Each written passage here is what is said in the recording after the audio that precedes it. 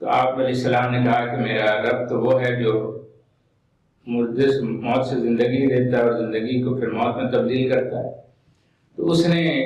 نمرود نے کہا کہ یہ تو میں بھی کر سکتا ہوں۔ تو پھر ابراہیم علیہ السلام نے کہا کہ میرا خدا تو وہ ہے جو سورج یعنی ان کا جو سب سے بڑا دیوتا تھا